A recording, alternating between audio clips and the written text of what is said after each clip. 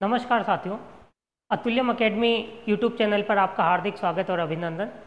आज 5 जून को विश्व पर्यावरण दिवस की आप सभी साथियों को हार्दिक शुभकामनाएं।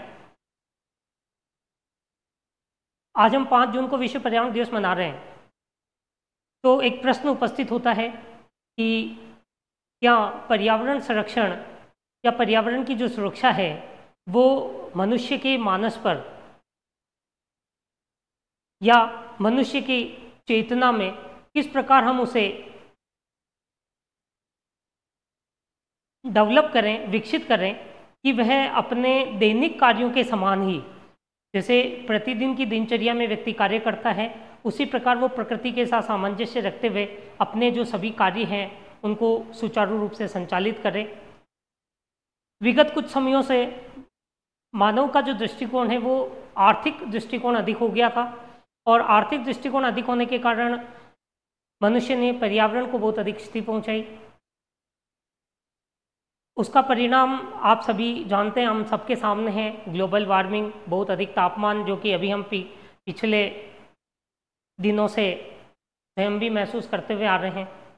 तो यहाँ एक मन मस्तिष्क में प्रश्न उपस्थित होता है कि क्या पर्यावरण का संरक्षण हम एक पर्यावरण दिवस मनाकर ही उसी दिन, पर्यावरण दिवस के दिन हम बड़ी बड़ी बातें कर लें और उसी के आधार पर हम प्रण लें कि हमें पर्यावरण की सुरक्षा करनी चाहिए, और बाकी के जो 364 दिन हैं वहाँ हम पर्यावरण को नुकसान पहुँचाने में लगे रहते हैं। तो हमें यहाँ आज एक विचार करना होगा कि हमें पूरे वर्ष प्रतिदिन 24 घंटे 7 दिन पर्यावरण की सुरक्षा के लिए अपने मन मस्तिष्क में विचार करते हुए पर्यावरण की सुरक्षा पे बढ़ना होगा।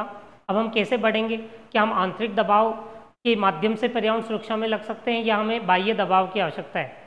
तो साथियों, बाह्य दबाव से कोई भी कार्य संपन्न करना मुश्किल होता है, तो हमें स्वप्रेरणा से अपने आसपास का जो पर्यावरण है उसे स्वच्छ रखते हुए, आसपास के पर्यावरण, जिसे हम अधिकतर अपनी दैनिक दिनचर्या में पॉलीथीन का बहुत अधिक प्रयोग करते हैं, तो हमें स्वयं को प्लास्टिक्स, पॉलीथीन्स के उपयोग करने से बचना चाहिए।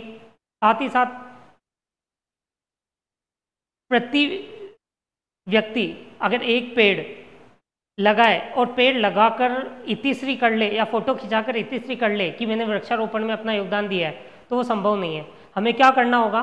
हमें उस पेड़ को एक पुत्र के समान पालना होगा, और जब हम उस पुत्र के समान उस पेड़ की सुरक्षा करेंगे तो वह आगे जाकर हमारी जो भावी पीढ़ी है उनको फल प्रदान करेगा। तो हमें ये ध्यान रखना है कि हमें पर्यावरण की जो सुरक्षा है वो आंतरिक, अर्थात स्वतः, अपनी आंतरिक इच्छा से, अपने स्वतः स्वभावगत विशेषता से आज से ही करना प्रारंभ करना चाहिए। और उससे होगा क्या कि जब प्रत्येक व्यक्ति अपना अपना कर्तव्य मानते हुए पर्यावरण सुरक्षा की तरफ कदम बढ़ाएगा, तो 1 से 2 हाथ मिल रहे हैं, 2 से 3 हाथ मिलते हैं, और पूरी की पूरी एकता के साथ हम पर्यावरण को पुनः बहुत अच्छे तरीके से, हमारे आसपास का जो क्षेत्र है उसे अगर हम सुरक्षित रखेंगे, स्वच्छ रखेंगे, और तो उससे क्या होगा? भूमि का उपजाऊपन बढ़ेगा। भूमि का उपजाऊपन बढ़ेगा तो उससे क्या होगा? उत्पादकता बढ़ेगी। उत्पादकता बढ़ेगा तो स्वतः रूप से क्या होगा? हमारे हित में होगा। और हम साथ ही साथ जो प्रकृति के संसाधन हैं उनका भी उपयोग अपनी आवश्यकता के से अधिक ना करें, अर्थात हमें सतत विकास की संकल्पना को भी यहाँ मन मस्तिष्क में रखना होगा। सतत विकास की संकल्पना का तात्पर्य है कि हमें संसाधनों का उपयोग उतना ही करना है जितना हमारे लिए आवश्यक है, और उन संसाधनों का संरक्षण करना है ताकि वो भावी पीढ़ी के लिए भी उपलब्ध हो सके। तो हमें भावी पीढ़ी के हितों की रक्षा के लिए संसाधन संरक्षण पर भी प्रयास करना होगा। साथियों, आज हम भूगोल फाउंडेशन बैच के अंतर्गत भूगोल की जो मूलभूत बेसिक संकल्पना है उन पर चर्चा करेंगे। कोई भी छात्र जो 11th से भूगोल पढ़ना प्रारंभ करता है, और जब वो एक विषय के रूप में भूगोल का चयन करता है, ऑप्शनल विषय के रूप में, वहाँ उसे भूगोल को एक विशिष्टता के साथ अध्ययन करना प्रारंभ करना होता है। जो बेसिक संकल्पना है वो हम छोटी कक्षाओं में भी पढ़ते आ रहे हैं, 5th class, 6th class, 7th और 8th इन कक्षाओं में भी हम इन संकल्पनाओं को अध्ययन करते हैं। तो ये जो कक्षा है ये हमारी NCERT आधारित कक्षा है, NCERT बेस्ड कक्षा है। यह कक्षा सभी प्रतियोगी परीक्षाओं के लिए भी लाभदायक है और साथ ही साथ आप लोगों से मेरा अनुरोध है कि यदि आपको हमारा कंटेंट या हमारा पढ़ाने का तरीका अच्छा लगे तो आप YouTube वीडियोस को अपने साथियों को भी शेयर कीजिएगा। और ये वीडियो तो उन छोटे बच्चों को मद्देनज़र रख के भी बनाया गया है कि जो भूगोल को पहले दिन से पढ़ना प्रारंभ करता है या भूगोल को समझना चाहता है, जानना चाहता है, तो उसे भूगोल की अध्ययन यात्रा कहाँ से प्रारंभ करनी चाहिए, कौन कौन से बेसिक फैक्ट्स हैं जिनके बारे में उसको जानकारी होनी चाहिए। तो हम फाउंडेशन बैच के अंतर्गत हमारा जो पहली कक्षा है उसको प्रारंभ करते हैं। हमारी जो पहली कक्षा है उसमें हम अक्षांश और देशांतर से संबंधित तथ्यों पर बात करेंगे, लेकिन उससे पहले हमें ये जानना होगा कि भूगोल का अर्थ परिभाषा क्या है। भूगोल का अर्थ या परिभाषा क्या है? तो सामान्य रूप से प्रत्येक छात्र जानता है, प्रत्येक छात्र को जानकारी है कि भूगोल का जो अर्थ है वो क्या है। अर्थात जियो का मतलब है पृथ्वी और ग्राफी का मतलब है अध्ययन। अर्थात यदि हम ज्योग्राफी की बात करें कि जो ज्योग्राफी शब्द है वो दो शब्दों से मिलकर बना है। इनसे दो शब्दों से मिलकर बना है। दो शब्द कौन से हैं? एक है जियो, जियो का अर्थ होता है पृथ्वी, और दूसरा है ग्राफी, ग्राफी का मतलब होता है अध्ययन करना। ग्राफी का अर्थ है अध्ययन करना, अर्थात इसका जो अर्थ हो गया वो हो गया हमारी पृथ्वी का अध्ययन करना। तो हमारे भूगोल में हम क्या करते हैं? भूगोल में पृथ्वी का अध्ययन करते हैं। भूगोल में हम क्या करते हैं? पृथ्वी का अध्ययन करते हैं। अब आप आइए बात करते हैं कि पृथ्वी का जो हम अध्ययन करते हैं तो वो अध्ययन हम किस आधार पर करते हैं? भूगोल का अध्ययन करते हैं। अगर भूगोल को शाब्दिक रूप में हम समझना चाहें तो भू का मतलब क्या हो गया? धरा, धरती, धरती, और धरती से तात्पर्य क्या हो गया? हमारी पृथ्वी। तो हम कहाँ आ गए वापस? जियो, जियो का अर्थ पृथ्वी और भू का अर्थ भी क्या हो गया? एक तरह से पृथ्वी। गोल, गोल से तात्पर्य एक आकृति से है कि जो हमारी पृथ्वी है गोलाभ आकृति है, तो हम उस जो हमारी पृथ्वी है ग्लोब गोलाभ आकृति है उसको का अध्ययन कर रहे हैं। तो यहाँ गोल का तात्पर्य क्या है? उसकी आकृति से है। तो भूगोल में हम मुख्य रूप से किसका अध्ययन करते हैं? पृथ्वी का अध्ययन करते हैं। अब जब हम अध्ययन करते हैं तो इस अध्ययन को हम मुख्य रूप से सबसे पहले दो भागों में डिवाइड करते हैं। दो भाग कौन कौन से हैं? एक है भौतिक भूगोल और दूसरा है मानव भूगोल। भौतिक भूगोल और मानव भूगोल। यहाँ हम जो भूगोल के अध्ययन के उपागम है, यहाँ हम एक बात करते हैं कि हम उसे क्रमबद्ध उपागम और प्रादेशिक उपागम के रूप में भी पढ़ते हैं।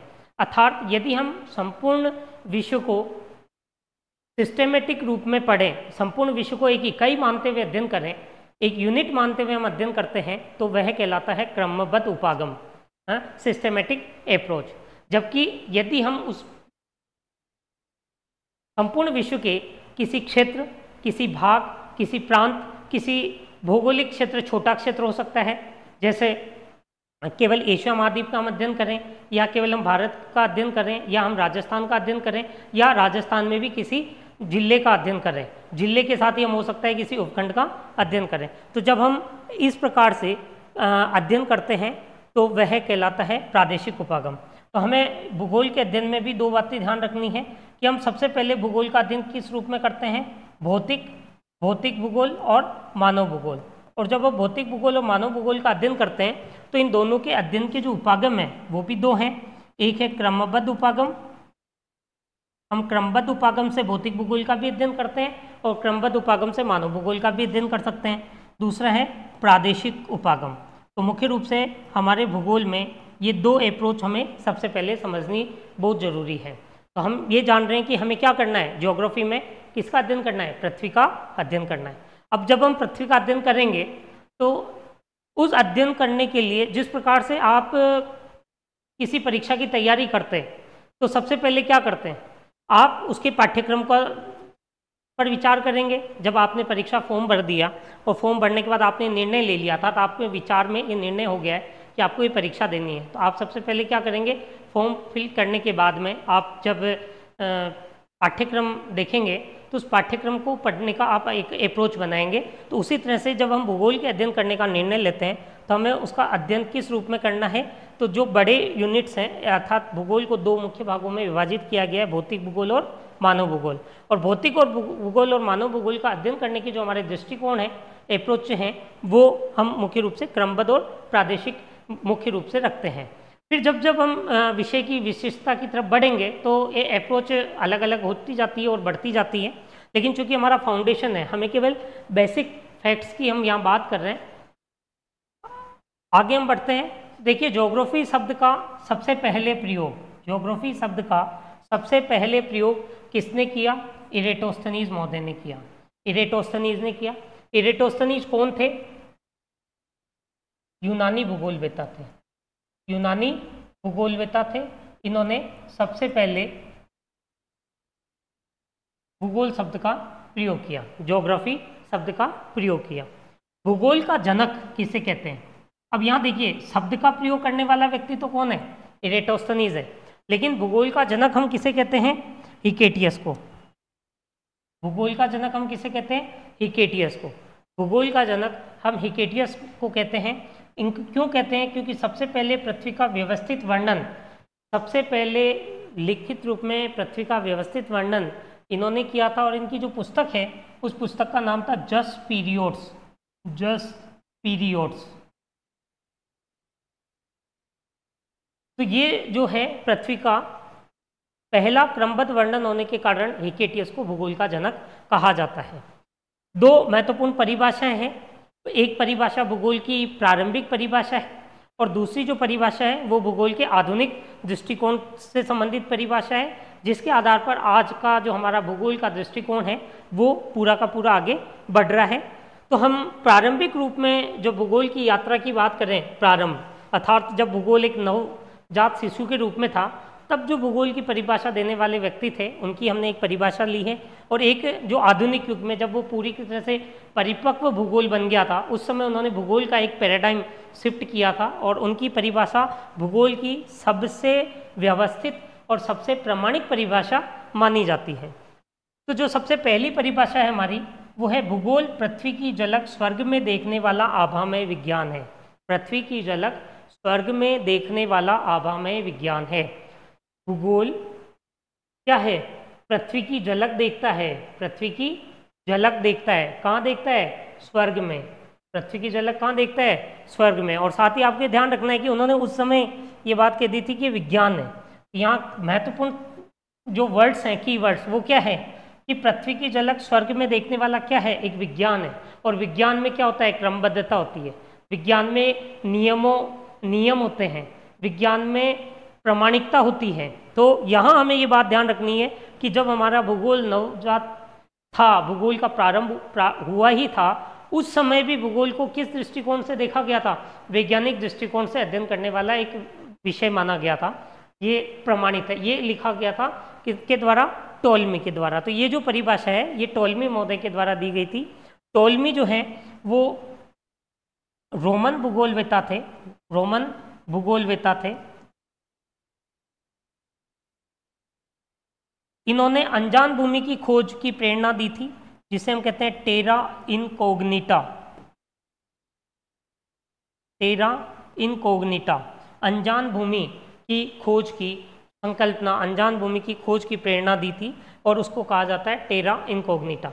जो नवीन परिभाषा है वो है भूगोल का उद्देश्य धरातल की प्रादेशिक व क्षेत्रीय भिन्नता का वर्णन व व्याख्या करना है। हार्टसोन, भूगोल का उद्देश्य धरातल की प्रादेशिक व क्षेत्रीय भिन्नता का वर्णन व व्याख्या करना है। यहाँ दोनों परिभाषाओं को हमने इस रूप में लिया क्योंकि हमें पहली बार क्या बात समझनी है? हमें ये समझना है कि भूगोल क्रमबद्ध भी है, का जो अध्ययन है वो क्रमबद्ध विधि से भी कर सकते हैं और दूसरा अध्ययन हम किस विधि से कर सकते हैं?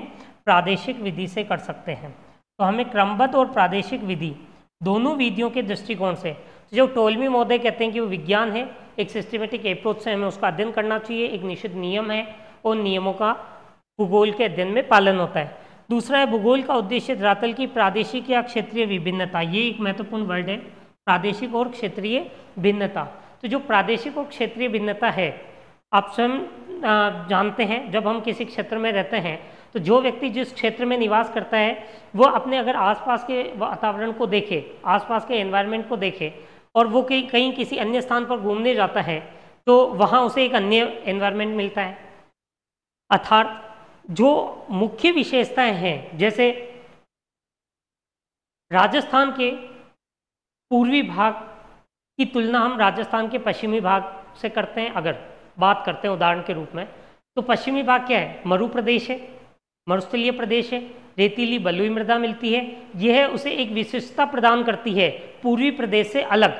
पूर्वी प्रदेश में क्या है? नदी द्वारा निर्मित मैदान है, नवीनतम उपजाऊ मिट्टी है, नवीनतम उपजाऊ मिट्टी है तो वहाँ उत्पादन भी अधिक होता है। अगर बलुई मिट्टी की बात करें पश्चिमी राजस्थान में तो क्या होगा कि उसमें जल शोषण की क्षमता अधिक होती है।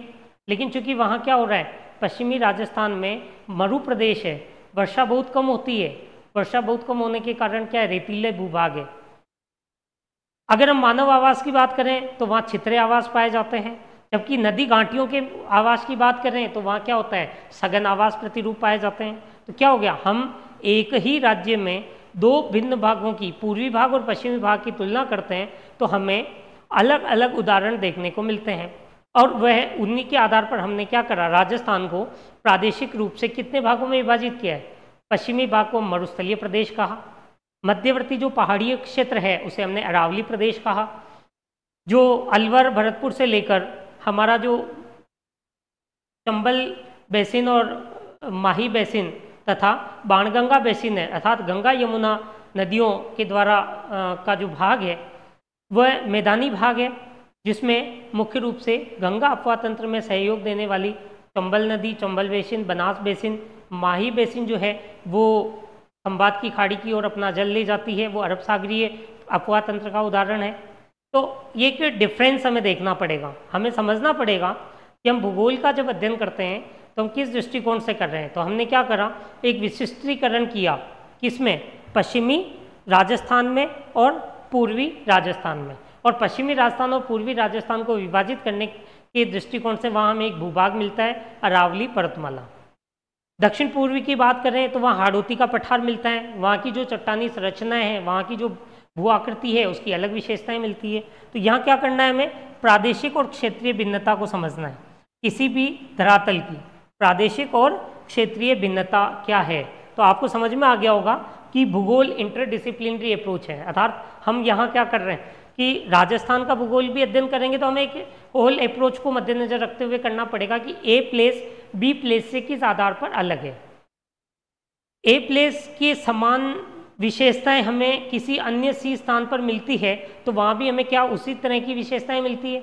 अर्थात अगर कोई भी भूभाग 25 से 30 डिग्री अक्षांश के मध्य है और वह महाद्वीप के किस ओर है, पश्चिम की ओर है, तो वहाँ क्या होगा, उष्ण मरुस्थल पाए जाएंगे।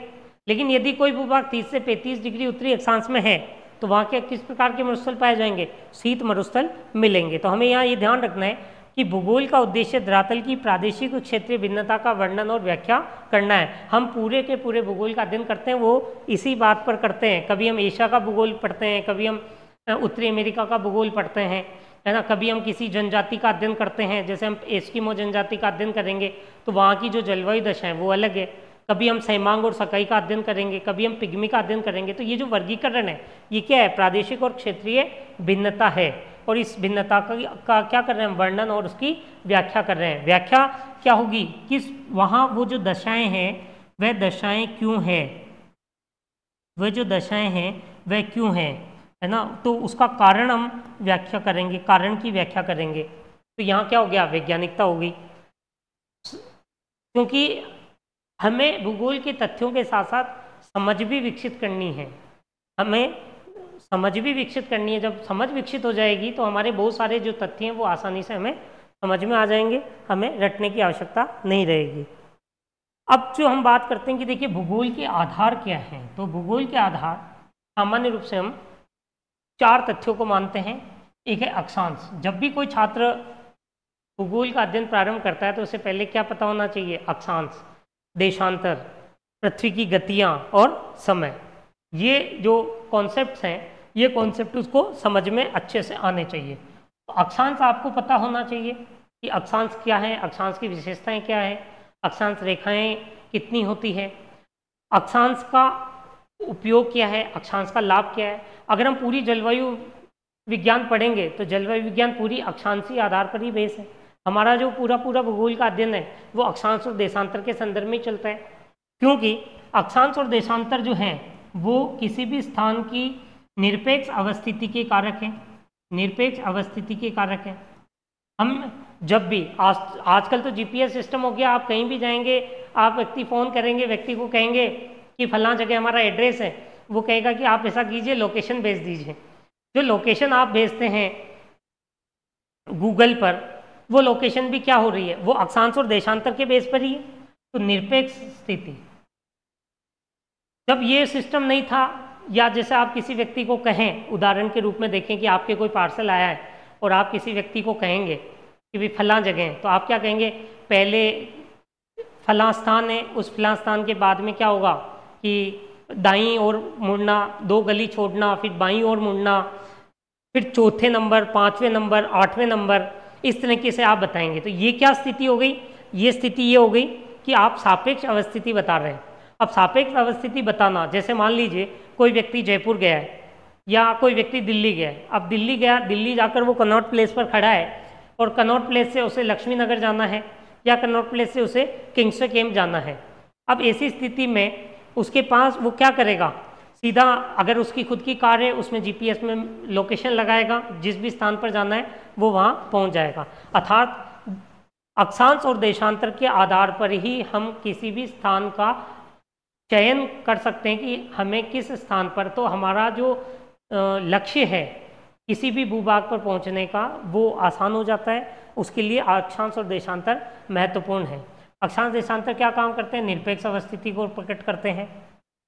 अक्षांश देशांतर निरपेक्ष अवस्थिति को प्रकट करते हैं। निरपेक्ष अवस्थिति को प्रकट करते हैं। पृथ्वी की गतियों की हम बात करें तो पृथ्वी की गतियों कौन कौन सी है? आप सभी जानते हैं, पृथ्वी में 2 प्रकार की गतियां हैं। एक होती है घूर्णन गति, दूसरी गति होती है घूर्णन गति और परिक्रमण गति। कौन सी होती है? परिक्रमण गति, अर्थात वार्षिक गति। घूर्णन गति जो होती है वो अपनी धुरी पर ही घूमती है। इसकी जो दिशा है वो दिशा कौन सी है? पश्चिम से पूर्व की ओर, पश्चिम से पूर्व की ओर। परिक्रमण गति सूर्य के चारों ओर है, सूर्य केंद्रित है, सूर्य के चारों ओर। अब आप देखिए, ये हम अलग से चैप्टर में पूरा डिटेल में अध्ययन करेंगे, इसलिए अभी हम इसको इससे ज़्यादा आगे नहीं बढ़ाएंगे। इसके लिए पूरा अलग से हम पूरा वीडियो बनाएंगे। समय निर्धारण जो है वो देशांतर के संदर्भ में किया जाता है, और हमारा सारा जो दिनचर्या है वो किस आधार पर होती है? समय के संदर्भ में होती है। तो जो भूगोल के अध्ययन है उसमें 4 महत्वपूर्ण कॉन्सेप्ट्स हैं जिनके को समझना बहुत अधिक आवश्यक है। कि ग्रीनविच रेखा पर यदि दोपहर के 12 बज रहे हैं तो भारत में उस समय कितना समय होगा? ये प्रश्न आते हैं। हमें कब ज्ञात होगा? जब हम अक्षांश समझेंगे, जब हम देशांतर समझेंगे, या जब हम पृथ्वी की गति समझेंगे। अब इन तीनों में से कौन सा जरूरी है? देशांतर, क्योंकि समय का निर्धारण किसके रेफरेंस में होता है? देशांतर के रेफरेंस में होता है। लेकिन यदि आपको ये कहा जाए कि एक ऐसा भाग है जिसकी जलवायु या जिस स्थान का तापमान पूरे वर्ष भर 3 डिग्री से 8 डिग्री सेल्सियस के मध्य रहता है, पूरे वर्ष भर औसत तापमान की अगर हम बात करें, कोई व्यक्ति कहे कि ये रहेगा, तो आप सीधा आपका दिमाग कहाँ चला जाएगा कि अच्छा इसका मतलब वो भूभाग कहाँ होगा? उच्च अक्षांशों में होगा। वहाँ कौन सी दशाएं होगी? शीत दशाएं होगी। तो वो जलवायु की दशाओं का निर्धारण हमें किस रूप में होता है, के आधार पर मिलता है? अक्षांश के रेफरेंस में मिलता है। तो हम आज की जो हमारी कक्षा है उसमें अक्षांश और देशांतर को विस्तार से अध्ययन करेंगे, अक्षांश और देशांतर का विस्तार से अध्ययन करेंगे। देखिए सबसे पहले हम बात करते हैं अब अक्षांश। अक्षांश के लिए सबसे पहले परिभाषा क्या है? भूमध्य रेखा से कोणीय दूरी क्या कहलाती है? अक्षांश कहलाती है। भूमध्य रेखा से कोणीय दूरी अक्षांश कहलाती है। अब आप देखिए भूमध्य रेखा, आप ये डायग्राम देखेंगे, यहाँ एक जो रेखा है ये 0 डिग्री रेखा, ये इक्वेटर लाइन है, ये जो रेखा है ये भूमध्य रेखा है। अब इस भूमध्य रेखा से उत्तर की ओर किसी भी स्थान की जो कोणीय दूरी है, ये उत्तर की ओर जो कोणीय दूरी है और इसी स्थान से दक्षिण की ओर जो कोणीय दूरी है, ये कोणीय दूरियां क्या कहलाती है? अक्षांश कहलाती है। तो आपको ध्यान रखना है कि अगर ये वर्टिकल अर्थात जो भूमध्य रेखा है या अक्षांश रेखा है वो क्या होती है? क्षैतिज होती है। कैसी होती है? क्षैतिज होती है, लेटी हुई रहती है। इसलिए इनका इंग्लिश में, अंग्रेजी में हम इन्हें क्या कहते हैं? लेटीट्यूड। लेटी हुई रहती है। और इनकी जो दिशा है वो क्या होगी? पश्चिम से पूर्व। अगला, समान अक्षांशीय कोणीय दूरी को मिलाने वाली काल्पनिक रेखा जो कहाँ से कहाँ खींची जाती है? पूर्व से पश्चिम। ये जो किस दिशा में खींची जाती है? पूर्व से पश्चिम। ये ईस्ट और ये यहाँ लिख दिया मैंने वेस्ट। तो ईस्ट से वेस्ट से ईस्ट, पूर्व से पश्चिम या पश्चिम से पूर्व। चूंकि पृथ्वी कहाँ पश्चिम से पूर्व घूमती है, हमें ध्यान रखना है कौन सी रेखाएं खींची जाती है? पूर्व से पश्चिम। और कौन सी रेखा है? अक्षांश रेखा है। तो जो दो समान कोणीय अर्थात समान अक्षांशीय कोणीय दूरी, अब समान अक्षांशीय कोणीय दूरी का मतलब ये है कि अगर इस भूमध्य रेखा से 20 डिग्री के कोण वाले जो भाग हैं उन भागों को मिलाकर जो रेखा खींच दी गई है, अर्थात सभी भाग जो हैं वो किसको रिप्रेजेंट कर रहे हैं? 20 डिग्री। और चूंकि ये उत्तर में है इसलिए हमने इसको क्या कह दिया? नॉर्थ।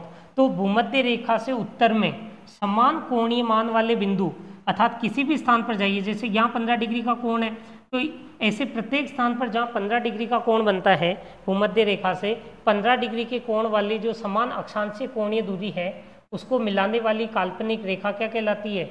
अक्षांश रेखा कहलाती है। अब सभी अक्षांश रेखाओं की विशेषताओं की बात करें तो सभी अक्षांश रेखाएं क्या होती है? भूमध्य रेखा के समानांतर होती है। सभी अक्षांश रेखाएं क्या होती है?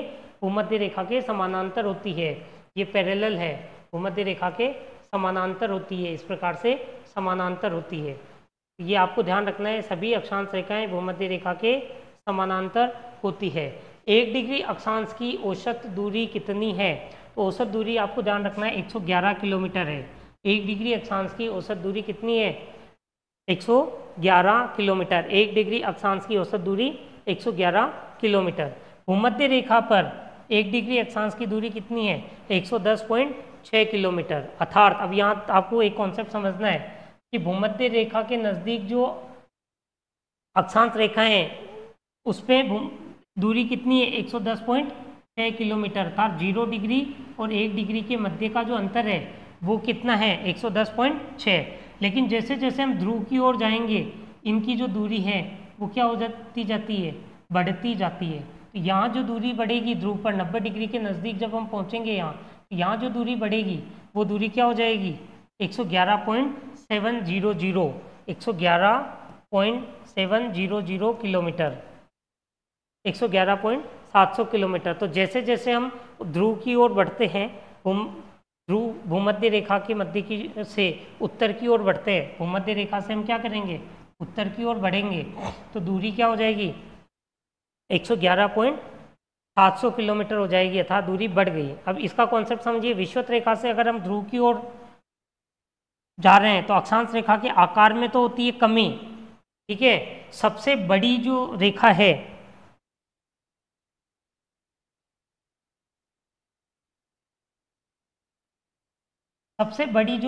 वो आपकी कौन सी होगी? भूमध्य रेखा। अर्थात भूमध्य रेखा सबसे बड़ी रेखा होगी। लेकिन जैसे जैसे हम आगे बढ़ते जाएंगे इस रेखा के आकार में क्या होती जाएगी? कमी होती जाएगी, आकार में कमी होती जाएगी। जैसे जैसे हम उत्तर में बढ़ेंगे आकार में क्या होगी? कमी होती जाएगी। उत्तर की ओर जैसे जैसे हम बढ़ेंगे क्या होगा? कमी होती जाएगी। विषुवत रेखा से ध्रुव की ओर बढ़ने पर अक्षांश रेखा के आकार में कमी होती जाती है। दो अक्षांश रेखाओं के मध्य का भाग कटिबंध या जोन कहलाता है। ये बहुत ही महत्वपूर्ण है। दो अक्षांश रेखाओं के मध्य का भाग, ये जो दो अक्षांश रेखाएं इनके मध्य का जो भाग है इसे हम कहते हैं कटिबंध, इसे हम कहते हैं कटिबंध। दो अक्षांश रेखाओं के मध्य का भाग क्या कहलाता है? कटिबंध कहलाता है। विषुवत रेखा के उत्तर का भाग उत्तरी अक्षांश और दक्षिण का भाग दक्षिणी अक्षांश, अर्थात हम इस 0 डिग्री से उत्तर में जितने भी अक्षांश हैं, जैसे 2 डिग्री लिखा, 4 डिग्री लिखा, 6 डिग्री लिखा, 8 डिग्री लिखा, 10 डिग्री लिखा हमने, तो अगर जितने भी डिग्री अक्षांश हम उत्तर की ओर बढ़ेंगे तो उन सभी अक्षांशों के आगे हम क्या लिखेंगे? उत्तरी अक्षांश। इन्हें उत्तरी अक्षांश कहा जाता है। और जब हम दक्षिण की तरफ आएंगे 0 डिग्री से, तो इन सभी को हम क्या कहेंगे? दक्षिणी अक्षांश कहेंगे। इन सभी को हम क्या कहेंगे? दक्षिणी अक्षांश कहेंगे। विषुवत रेखा बृहद्वृत्त होती है, अर्थात सबसे बड़ा बृहद्वृत्त होती है। बृहद्वृत्त का तात्पर्य होता है पृथ्वी को जो 2 बराबर भागों में विभाजित करे, पृथ्वी को 2 बराबर भागों में विभाजित करे। अन्य सभी जो अक्षांश रेखाएं हैं वह पृथ्वी को 2 असमान भागों में बांटती है, बराबर भागों में नहीं बांटती। तो हमें यह ध्यान रखना है कि बृहद्वृत्त का तात्पर्य होता है पृथ्वी को 2 समान भागों में विभाजित करने वाली रेखा क्या कहलाती है? विषुवत रेखा। तो जो सभी अक्षांश हैं उन अक्षांशों में एक ही अक्षांश ऐसी है जो पृथ्वी को 2 बराबर भागों में विभाजित करती है। अन्य सभी अक्षांश रेखाएं पृथ्वी को 2 असमान भागों में विभाजित करती है, 2 असमान भागों में विभाजित करती है। ये बहुत ही महत्वपूर्ण कन्फ्यूजन बहुत सारे बच्चों को होता है, और काफ़ी बार जब हम बच्चों से प्रश्न पूछते हैं तो वहाँ उन्हें जवाब नहीं मिलता। ये बेसिक कॉन्सेप्ट है लेकिन बच्चों को याद ही नहीं होते हैं, वो जवाब देने की स्थिति में नहीं होते हैं। तो विषुवत रेखा बृहद्वृत्त होती है।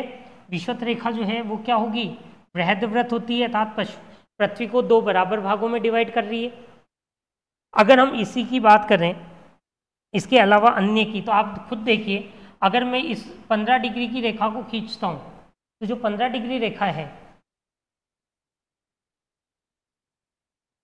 ये जो 15 डिग्री रेखा है, ये 15 डिग्री रेखा के उत्तर का भाग छोटा और उसके दक्षिण का भाग क्या हो गया? बड़ा हो गया। तो 15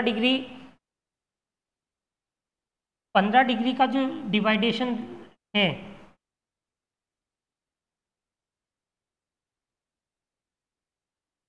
पंद्रह डिग्री की जो रेखा है वह है अक्षांश रेखा, वह पृथ्वी को 2 असमान भागों में बांट रही है। उत्तर का भाग छोटा है, दक्षिण की तरफ का जो भू क्षेत्र है वो बड़ा हो गया। लेकिन अगर हम भूमध्य रेखा की बात करें तो पृथ्वी को बिल्कुल 2 बराबर भागों में विभाजित कर रही है। तो आपको ये ध्यान रखना है कि ये जो बेसिक कॉन्सेप्ट्स हैं हम ये एक बार और रिवाइज करेंगे। भूमध्य रेखा से कोणीय दूरी अक्षांश कहलाती है। तो आपको सबको समझ में आ गया कि भूमध्य रेखा का जो केंद्र, जो पृथ्वी का केंद्र है, वहाँ से हम उत्तर और दक्षिण की कोणीय दूरी की बात करेंगे, उत्तर या दक्षिण की कोणीय दूरी। तो भूमध्य रेखा केंद्र बिंदु, वहाँ से उत्तर और दक्षिण की अगर हम कोणीय दूरी की बात करते हैं तो ऐसे सभी स्थान जिनका कोणीय मान पूर्ण रूप से समान होता है, अर्थात आप किसी भी बिंदु पर चले जाएं, वहाँ से अगर 15 डिग्री का कोण बन रहा है सभी जगह, तो ऐसे सभी स्थानों को मिलाकर खींची गई रेखाएं अक्षांश रेखाएं कहलाती है। तो केवल कोणीय मान को तो अक्षांश कहते हैं, यह ध्यान रखना, केवल कोणीय मान अगर है तो वो कहलाता है अक्षांश। कोणीय मान है तो वो क्या कहलाएगा? अक्षांश। लेकिन उन कोणीय मानों को मिलाकर खींची गई रेखा है तो वह अक्षांश रेखा कहलाएगी। सभी अक्षांश रेखाएं भूमध्य रेखा के समांतर होती है, हमने बात कर ली। भूमध्य रेखा पर अक्षांशों के मध्य दूरी 110.6 किलोमीटर होती है, ध्रुव पर वो बढ़कर 111.7 किलोमीटर हो जाती है। अर्थात जब हम भूमध्य रेखा से ध्रुव की ओर जाते हैं तो 2 अक्षांशों के मध्य की जो दूरी है उसमें वृद्धि होती है। भूमध्य रेखा से ध्रुव की ओर जाने पर अक्षांशों के मध्य की जो दूरी होती है उसमें वृद्धि होती है। लेकिन भूमध्य रेखा से जैसे जैसे हम उत्तर की ओर, दक्षिण की ओर अर्थात ध्रुव की ओर बढ़ेंगे, सभी अक्षांशों की कुल लंबाई कम होती जाती है, कुल लंबाई कम होती जाती है। तो इसको बिल्कुल सिंपल से समझें, अगर आपसे कोई पूछे सबसे लंबी अक्षांश रेखा कौन सी है, तो आपको आंख बंद करके कहना है भूमध्य रेखा। सबसे लंबी अक्षांश रेखा कौन सी है? भूमध्य रेखा। सबसे लंबी अक्षांश रेखा कौन सी है? भूमध्य रेखा। 2 90 डिग्री दक्षिण और 90 डिग्री उत्तर।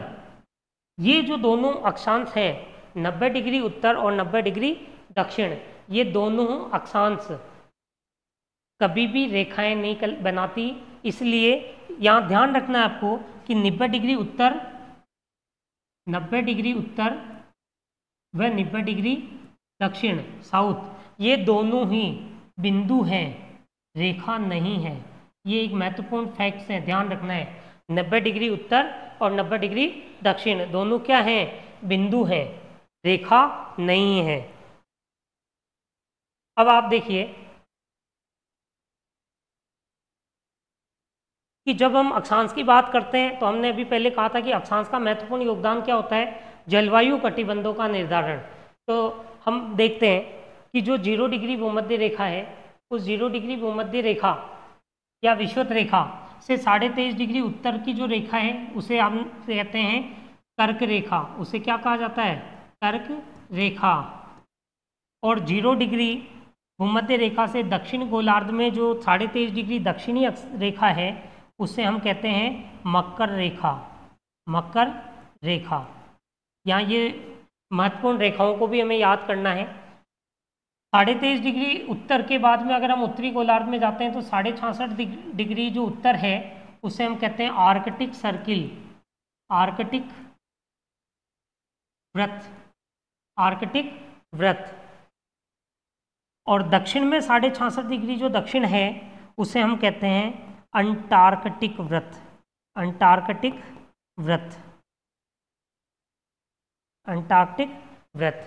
तो साथियों देखिए, भूमध्य रेखा से उत्तर और दक्षिण में बात करें तो कर्क रेखा और मकर रेखा के मध्य में सर्वाधिक तापमान मिलता है, क्योंकि सूर्य की किरणें हमें प्रत्येक अक्षांश पर 2 बार लंबवत मिलती है। सर्वाधिक तापमान मिलता है, सर्वाधिक ताप मिलता है।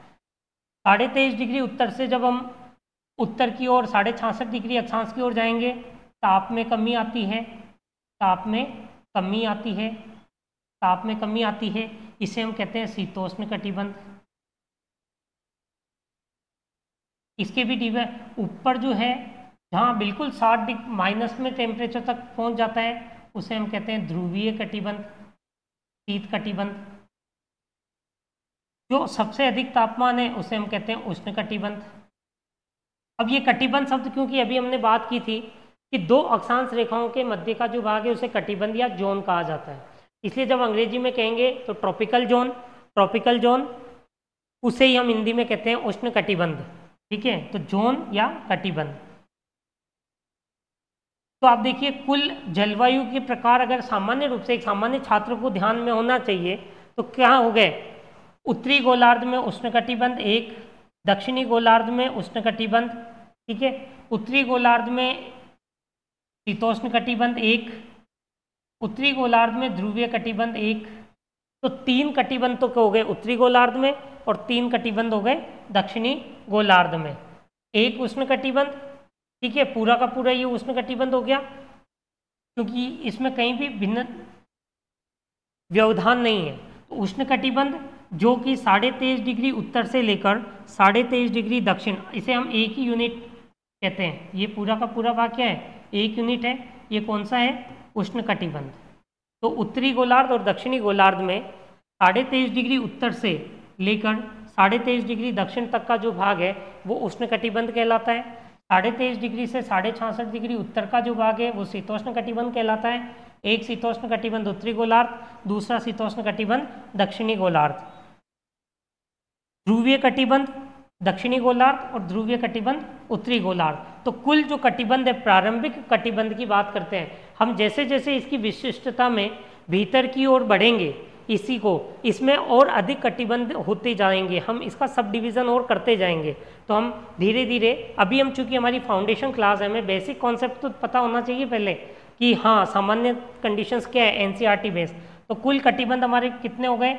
एक हो गया उष्ण कटिबंध, ठीक है, जिसमें उत्तरी गोलार्ध और दक्षिणी गोलार्ध का दोनों भाग आ गया। उष्ण कटिबंध कहाँ होगा? कर्क रेखा से मकर रेखा के मध्य, कर्क रेखा से मकर रेखा के मध्य उष्ण कटिबंध। दो शीत कटिबंध, दो हमारे क्या हो गए शीतोष्ण कटिबंध, और दो शीत कटिबंध। तो दो और दो चार और एक पाँच। तो कुल जो हमारे कटिबंध हैं बेसिक कॉन्सेप्ट के, सामान्य बेसिक कॉन्सेप्ट के, वो 5 कटिबंध हैं अक्षांश के आधार पर। तो कुल हमारे महत्वपूर्ण बेसिक कटिबंध है वो क्या है 5 कटिबंध है। 0 डिग्री अक्षांश रेखा को हम क्या कहते हैं भूमध्य रेखा। 23.5 डिग्री उत्तरी अक्षांश रेखा को हम कहते हैं कर्क रेखा। 66.5 डिग्री उत्तरी अक्षांश रेखा को हम कहते हैं आर्कटिक वृत्त। 90 डिग्री उत्तरी अक्षांश को हम कहते हैं उत्तरी ध्रुव। 23.5 डिग्री दक्षिणी अक्षांश रेखा को हम कहते हैं मकर रेखा। 66.5 डिग्री दक्षिणी अक्षांश रेखा को हम कहते हैं अंटार्कटिक वृत्त। 90 डिग्री दक्षिणी अक्षांश को हम क्या कहेंगे दक्षिणी ध्रुव। अब ये तो महत्वपूर्ण अक्षांश हो गए जो प्रत्येक छात्र को याद होने चाहिए, प्रत्येक छात्र को जानकारी होनी चाहिए। जो भी भूगोल का अध्ययन कर रहा है उस छात्र को इनके बारे में संपूर्ण जानकारी होनी चाहिए। अब आते हैं कुल अक्षांश कितने हैं। तो देखिए आप कुल अक्षांश की जब बात करें तो कुल अक्षांश है 181। कुल अक्षांश कितने हैं 181, 181 कुल अक्षांश है। क्योंकि हमारी पृथ्वी को जब हमने विभाजित किया तो भूमध्य रेखा से 90 डिग्री उत्तर और 90 डिग्री और 90 डिग्री, तो जो 0 डिग्री है वो अपने आप में एक मान रखती है। भूमध्य रेखा अपने आप में एक सेपरेट मान रखती है, एक अलग अस्तित्व रखती है। तो यहाँ से 90 उत्तर और 90 दक्षिण, 90 प्लस 90 180 प्लस 1 ये क्या है भूमध्य रेखा। इसलिए कुल अक्षांश कितने हो गए हमारे पास 181। लेकिन अगर रेखा की बात करें तो मैंने अभी पहले ही आपको कहा था कि जो हमारा उत्तरी ध्रुव है और दक्षिणी ध्रुव है ये दोनों क्या हैं, ये दोनों बिंदु हैं, ये दोनों बिंदु हैं। तो ये जो दोनों बिंदु हैं तो उत्तरी ध्रुव और दक्षिणी ध्रुव क्या होंगे बिंदु, और बिंदु होने के कारण इन्हें रेखा नहीं मानकर, इसलिए कुल अक्षांश रेखाओं की जब बात आएगी तो 181 माइनस 2 और अब 179। तो कुल अक्षांश रेखाएं हमारे पास कितनी है 179। 90 डिग्री उत्तरी अक्षांश और 90 डिग्री दक्षिणी अक्षांश बिंदु होने के कारण हमारे पास अक्षांश रेखाएं कितनी है 179। तो ये बात आपको ध्यान रखनी है 179। मुझे विश्वास है कि यहाँ तक आपको सारा कॉन्सेप्ट समझ में आ गया होगा। अब हम देखते हैं आर्कटिक वृत्त जो है, आपने अभी देखा आर्कटिक वृत्त 66.5 डिग्री उत्तरी वृत्त है। आर्कटिक वृत्त जो 66.5 डिग्री उत्तरी वृत्त है वो किन किन स्थानों से होकर गुजरता है इसकी हम बात करेंगे। तो आर्कटिक वृत्त कहाँ कहाँ से गुजरता है, तो आप मानचित्र में देखिए आर्कटिक वृत्त जो है वो सबसे पहले आर्कटिक महासागर 66.5 डिग्री उत्तर, ये जो भाग है ये 66.5 डिग्री उत्तर का वृत्त है, आर्कटिक सर्किल है। ये कहाँ कहाँ से होकर गुजरता है तो यहाँ ध्यान रखना है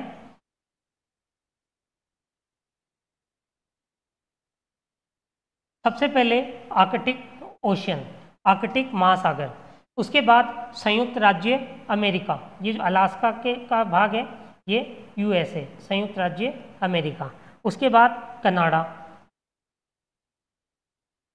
उसके बाद ग्रीनलैंड होते हुए, ग्रीनलैंड किसमें डेनमार्क में, ठीक है, कनाडा, कनाडा के बाद में ग्रीनलैंड, ग्रीनलैंड के बाद में नॉर्वे, नॉर्वे के बाद में स्वीडन, स्वीडन के बाद में फिनलैंड और फिनलैंड के बाद में रशिया। यदि इसी मानचित्र को हम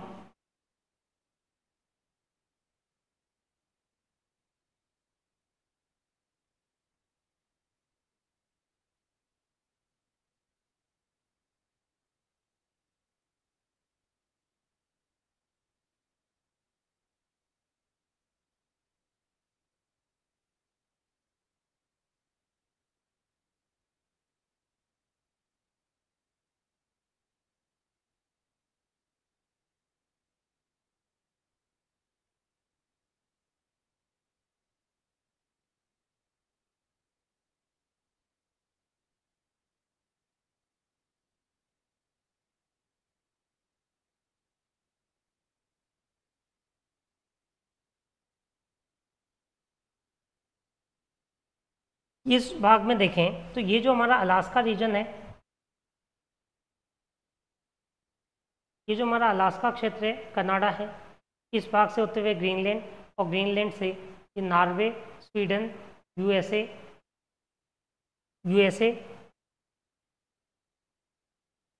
ठीक है। आप देखिए ये आर्कटिक सागर से यूएसए, कनाडा, कनाडा से ग्रीनलैंड, ग्रीनलैंड से हम आगे बढ़ते हैं, ग्रीनलैंड से आगे बढ़ते हैं तो ये कौन सा भाग हो गया हमारा, नॉर्वे, स्वीडन, फिनलैंड होते हुए रशिया, और रशिया से होकर वापस आर्कटिक सागर में। ये जो वृत्त है, ये वृत्त कहलाता है आर्कटिक सर्किल।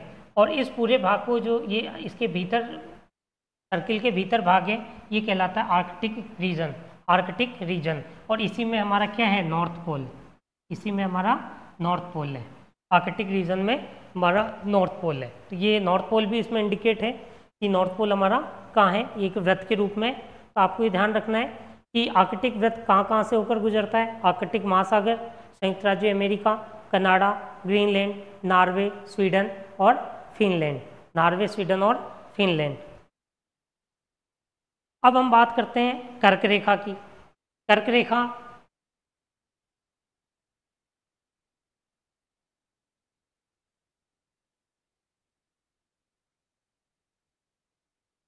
-23.5 डिग्री नॉर्थ, उत्तरी अक्षांश, जो कर्क रेखा है वो उत्तरी अक्षांश है। ये कहाँ कहाँ से होकर गुजरती है, हवाई द्वीप, मैक्सिको, हवाई द्वीप, मैक्सिको क्रमशः है, मानचित्र में भी हम इसे देखेंगे। हवाई द्वीप, मैक्सिको, बहामास, हवाई द्वीप, मैक्सिको, बहामास, पश्चिमी सहारा, मोरूटानिया, माली, अल्जीरिया, लीबिया, चाड, अल्जीरिया, लीबिया, चाड। उसके बाद मिस्र, सऊदी अरब, संयुक्त अरब अमीरात, ओमान, भारत, बांग्लादेश, म्यांमार, चीन और ताइवान। अब यहाँ आप इसके सब डिवीज़न भी कर सकते हैं। आपको ध्यान रहेगा हवाई द्वीप, मैक्सिको और बहामास, हवाई द्वीप, मैक्सिको और बहामास, ये किस रीजन में है, संयुक्त राज्य अमेरिका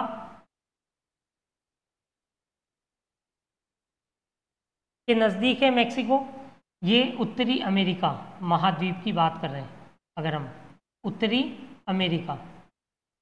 उसके बाद पश्चिमी सहारा, मोरूटानिया, माली, अल्जीरिया, लीबिया, चाड और मिस्र, ये जो भाग है ये भाग है अफ्रीका महाद्वीप। ये देश कहाँ है, अफ्रीका महाद्वीप। उसके बाद संयुक्त अरब अमीरात, अरब से संयुक्त अरब अमीरात, सऊदी अरब, संयुक्त अरब अमीरात, ओमान, भारत, बांग्लादेश, म्यांमार, चीन और ताइवान, ये सारे के सारे देश जो हैं वो कहाँ हैं, एशिया महाद्वीप में। तो जो हमारी कर्क रेखा है वो कर्क रेखा किन किन देशों से होकर, किन किन देशों से होकर गुजरती है, आइए हम एक बार और देखते हैं, फिर इसके बाद हम मानचित्र से भी इसको देखेंगे। कर्क रेखा हवाई द्वीप से गुजरती है, मैक्सिको से गुजरती है, बहामास से गुजरती है, पश्चिमी सहारा, मोरूटानिया, माली, अल्जीरिया, लीबिया, चाड, मिस्र, सऊदी अरब, संयुक्त अरब अमीरात, ओमान, भारत, बांग्लादेश, म्यांमार, चीन, ताइवान। और चूंकि कर्क रेखा भारत से गुजरती है, हमारे सभी साथियों को वैसे विशेष रूप से पता है राजस्थान में कर्क रेखा कहाँ से होकर गुजरती है, राजस्थान में कर्क रेखा कहाँ से होकर गुजरती है, बांसवाड़ा, बांसवाड़ा, बांसवाड़ा, बांसवाड़ा में भी कहाँ से गुजरती है, कुशलगढ़, कुशलगढ़।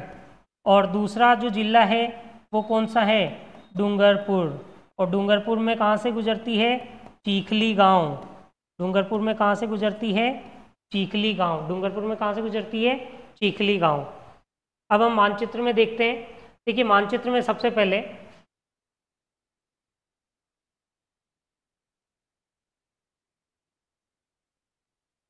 ये जो रेखा है हमारी कर्क रेखा, अब इस कर्क रेखा सबसे पहले हवाई द्वीप क्षेत्र आ जाता है, इस तरफ का जो भाग है वो हवाई द्वीप क्षेत्र है। उसके बाद ये जो भाग है ये भाग कहलाता है मैक्सिको रीजन,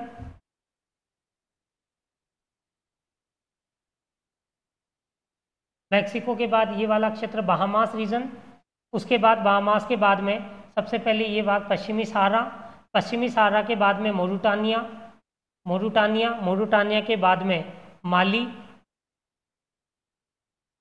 माली के बाद में Algeria, Libya, Algeria, Nigeria, Libya, Egypt, मिस्र। उसके बाद में संयुक्त अरब, यूएई, संयुक्त अरब अमीरात, सऊदी अरब, ओमान, भारत, भारत के बाद में बांग्लादेश, बांग्लादेश के बाद म्यांमार, म्यांमार के बाद चीन और चीन के बाद ताइवान। ये जो भूमध्य रेखा है ये भूमध्य रेखा है या कर्क रेखा है। अब आपसे मैं प्रश्न पूछता हूँ कि ये जो हमने बनाया है क्या कहते हैं, इस रेखा का नाम क्या है? रेखा का नाम क्या है? क्या है? माली से गुजरने वाली रेखा को क्या कहते हैं या उसका अक्षांश क्या है? सीधा सा आपको इतना ऐसे याद ध्यान होना चाहिए। माली से होकर गुजरने वाली रेखा क्या नाम है? 23.5 डिग्री उत्तरी अक्षांश है, तो उसे किस नाम से पुकारा जाएगा? कर्क रेखा के नाम से पुकारा जाएगा। ये ऐसे फैक्ट्स हैं, थोड़ा समय लगेगा आपको, लेकिन आप अगर बार बार करेंगे तो ये एक बार अगर याद हो गए तो बहुत सारी चीज़ें आपके लिए आसान हो जाएगी। जैसे अगर इस मानचित्र को देख के आपको पूरा विश्व भूगोल पढ़ना हो और अगर आपको ये बेसिक फैक्ट्स याद हो तो आप बहुत सारी व्याख्याएं जो है भूगोल की वो आसानी से कर सकते हैं। मानचित्र आपने देखा, आपने उस मानचित्र में जलवायु, चूँकि हमारी जो बहुत सारी जो क्रिया विधियाँ हैं वो जलवायु से सीधे सीधे जुड़ी हुई है और जलवायु के आधार पर ही मनुष्य के विभिन्न प्रकार के क्रियाकलाप, विभिन्न प्रकार की वनस्पतियाँ, विभिन्न प्रकार की मृदा, विभिन्न प्रकार के भू आकार सभी मुख्य रूप से इससे जुड़े हुए हैं। तो हमें अगर ये पता है कि किस किस क्षेत्र में कौन कौन सी रेखाएं गुजरती है, मुख्य रेखाएं, सारी याद होने की जरूरत नहीं। आपको क्या, कर्क रेखा, भूमध्य रेखा और मकर रेखा, आर्कटिक वृत्त और अंटार्कटिक वृत्त, अगर इतना भी पता है तो आप क्या करेंगे कि जब भी आपको कोई ऐसा प्रश्न भी आ गया जिसका सीधा सीधा प्रश्न आपने पुस्तक में कहीं नहीं पढ़ा है लेकिन आपको ये कॉन्सेप्ट क्लियर है, तो आप वहाँ क्या करेंगे, उसका उत्तर आसानी से निकाल पाएंगे, उसका हल आप आसानी से कर पाएंगे। अब हम बात करते हैं भूमध्य रेखा की, 0 डिग्री, जो कि पृथ्वी को 2 बराबर भागों में विभाजित करती है। पृथ्वी को 2 बराबर भागों में विभाजित करती है। इक्वेडोर, भूमध्य रेखा कहाँ कहाँ से होकर गुजरती है? Ecuador, Colombia, Brazil, Ecuador, Colombia, Brazil, Sao Tome Principe, Sao Tome और प्रिंसिपी, गेबोन, कांगो गणराज्य, कांगो लोकतांत्रिक गणराज्य, कांगो लोकतांत्रिक गणराज्य, Uganda, Kenya, Somalia, Maldives, Indonesia, Kiribati, Indonesia और किरिबाती। तो अब आप देखिए इनमें भी हमें देखते हैं इक्वेडोर, कोलंबिया और ब्राज़ील, ये कहाँ बिलोंग करते हैं? दक्षिणी अमेरिका। ये तीनों किससे हैं? दक्षिणी अमेरिका महाद्वीप के देश हैं। साओ टोम प्रिंसिप, ये अटलांटिक महासागर का द्वीप है, अटलांटिक महासागर का द्वीप है।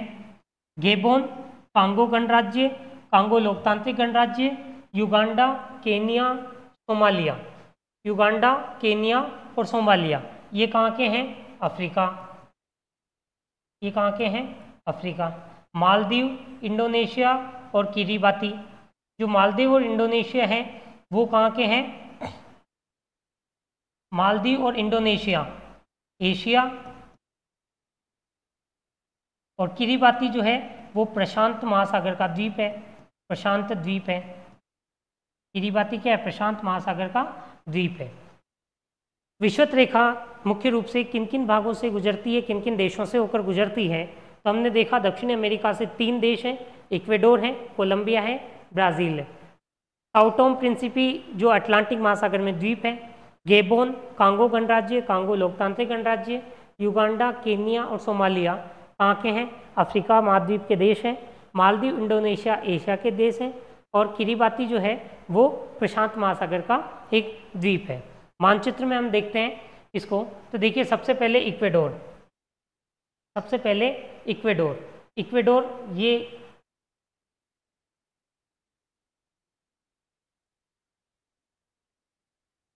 ये भूमध्य रेखा है। भूमध्य रेखा सबसे पहले कहाँ से होकर गुजर रही है, कहाँ से, पश्चिम से हमने शुरू किया है।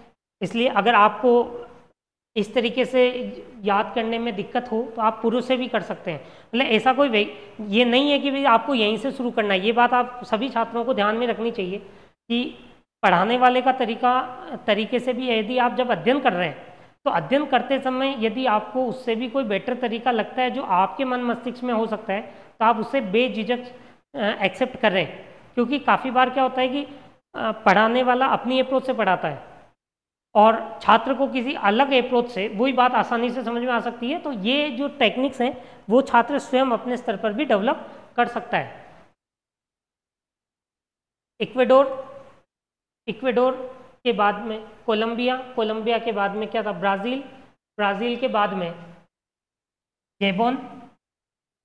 गेबोन के बाद में डेमोक्रेटिक रिपब्लिक ऑफ कांगो पहले, उसके बाद डेमोक्रेटिक रिपब्लिक ऑफ कांगो, उसके बाद युगांडा के बाद में अगर बात करें तो केन्या के बाद में सोमालिया के बाद में ये मालदीव भारत के दक्षिण में। इससे आपको पता है अभी 6 महीने पहले ही मालदीव से बहुत अधिक विवाद की स्थिति रही थी। मालदीव के बाद में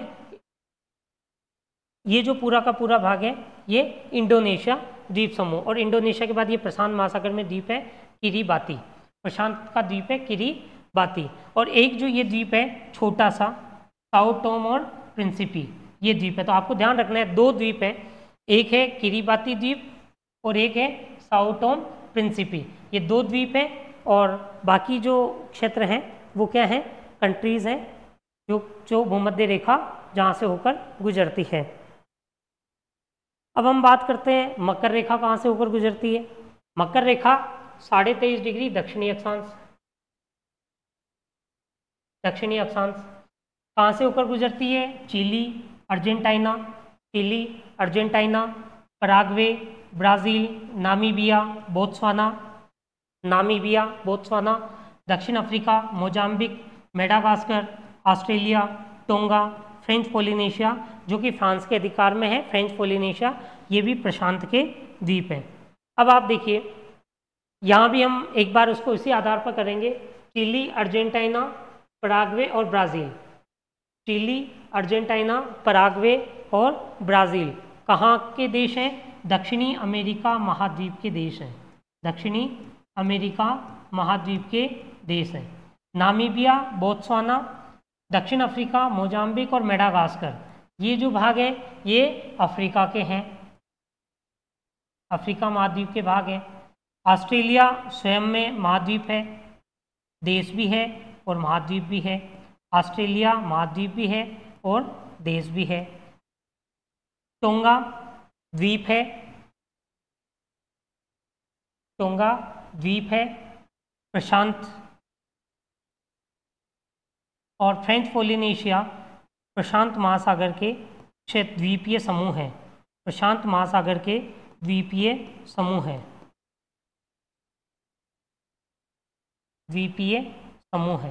जहाँ से होकर मकर रेखा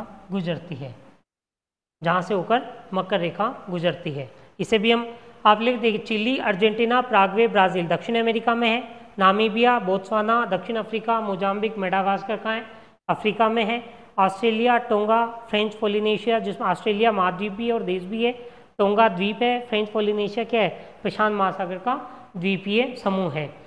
अब हमने अभी कर्क रेखा के बारे में अध्ययन कर लिया, हमने विषुवत रेखा के बारे में अध्ययन कर लिया, हमने मकर रेखा के बारे में अध्ययन कर लिया।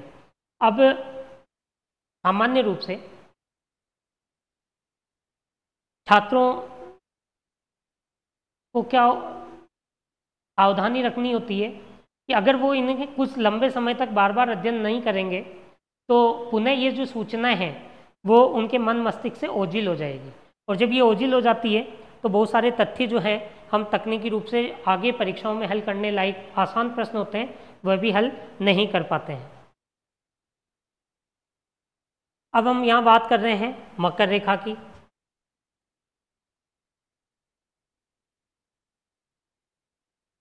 यहाँ हम बात कर रहे हैं मकर रेखा की।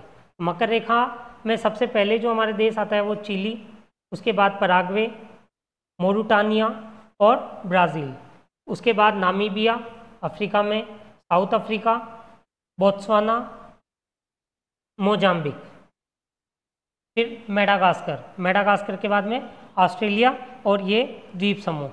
यहाँ जो द्वीप समूह है, द्वीप समूह, जिन द्वीप समूह का नाम हमने लिया टोंगा, और दूसरा फ्रेंच पोलिनेशिया जो फ्रांस के अधिकार में है, इसलिए यहाँ फ्रांस भी काफ़ी बार जैसे मान लो प्रश्न में आ जाए तो जो फ्रांस की जो अवस्थिति है वो तो कहाँ है, यूरोपियन क्षेत्र में, यूरोप है, लेकिन उसका यहाँ द्वीप समूह पर क्या है, अधिकार है, फ्रांस का यहाँ अधिकार है। ये बात आपको ध्यान में रखनी है। नेक्स्ट हम अब बात करेंगे देशांतर के बारे में। देशांतर जो रेखाएं हैं वो लंबवत खींची जाती है। देशांतर रेखाएं उत्तरी ध्रुव से दक्षिणी ध्रुव को मिलाकर खींची जाती है, इसलिए प्रत्येक देशांतर रेखा उत्तरी ध्रुव और दक्षिणी ध्रुव पर आकर मिल जाती है। प्रत्येक देशांतर रेखा उत्तरी ध्रुव और दक्षिणी ध्रुव पर आकर मिल जाती है। जैसे ये आएगी और ये स्थान पर आकर क्या होगी, मिल जाएगी। तो प्रत्येक देशांतर रेखा इस तरीके से आकर मिल जाती है। इसे अगर आप सामान्य रूप से ऐसे समझें तो ये 0 डिग्री, इस तरीके से देशांतर रेखाएं खींची जाती है। एक अर्धवृत्त रूप में आपको दिखती है। ये जो देशांतर रेखाएं हैं, ये देशांतर रेखाएं नॉर्थ से साउथ की ओर खींची गई। भूमध्य रेखा पर इनके मध्य जो है लंब दूरी, भूमध्य रेखा पर दो देशांतर के मध्य की वो सबसे अधिक होगी, लेकिन ध्रुव पर आते आते वो क्या हो जाएगी, कम हो जाएगी, और ध्रुव पर आके शून्य हो जाएगी। तो ये महत्वपूर्ण फैक्ट ध्यान रखना है कि देशांतर रेखाएं चूंकि लंबवत होती है, देशांतर रेखाएं क्या होगी, लंबवत होगी। जब वो लंबवत होगी तो इसलिए उनको कहते हैं लॉन्गिट्यूड, लंबवत है। देशांतर रेखाएं क्या है, लंबवत है, उत्तर से दक्षिण खींची जाती है। उत्तर से दक्षिण खींची जाती है तो सबसे पहले अब यहाँ हमें एक और प्रश्न का उत्तर ढूंढना बहुत जरूरी है कि देशांतर कहते किसे हैं, देशांतर कहते किसे हैं। आइए उस प्रश्न का उत्तर ढूंढते हैं कि देशांतर किसे कहते हैं। तो जो 0 डिग्री है जिसको हम ग्रीनविच रेखा कहते हैं, इस 0 डिग्री से पूर्व या पश्चिम की कोणीय दूरी, पूर्व या पश्चिम की कोणीय दूरी, इस प्रकार से पूर्व या पश्चिम की जो कोणीय दूरी है, यह कोणीय दूरी कहलाती है देशांतर। तो पूर्व या पश्चिम की कोणीय दूरी, तो देखो प्रधान मध्याह्न से पूर्व से पश्चिम कोणीय जो दूरी है वो क्या कहलाती है, देशांतर कहलाती है। अक्षांश में हमने क्या करा था, उत्तर और दक्षिण की कोणीय दूरी की बात करी थी। समान कोणीय दूरी को मिलाकर ऊर्ध्वाधर रूप से खींची गई काल्पनिक रेखाएं देशांतर रेखाएं या यामोत्तर रेखाएं कहलाती है। इन्हें हम यामोत्तर रेखा भी कहते हैं। तो देशांतर रेखाएं या यामोत्तर रेखाएं कहलाती है। 0 डिग्री देशांतर जो रेखा है, 0 डिग्री देशांतर रेखा है, वो ग्रीनविच रेखा है, उसे ग्रीनविच रेखा भी कहते हैं, क्योंकि ये ग्रेट ब्रिटेन की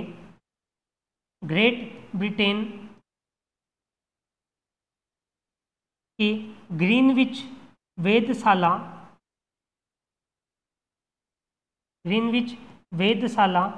से होकर गुजरती है, ग्रीनविच वेधशाला से होकर गुजरती है। और इसे प्रधान मध्याह्न रेखा ग्रीनविच वेधशाला से होकर गुजरने के कारण 1884 में इसका सभी देशों ने एक संगोष्ठी हुई थी, और उस संगोष्ठी में इसे मानक रेखा माना गया, इसे मानक यामोत्तर रेखा माना गया 0 डिग्री को। तो हमारा समय का निर्धारण जो है वो इसी रेखा के माध्यम से, संपूर्ण विश्व का समय निर्धारण इसी रेखा के माध्यम से होता है। मानक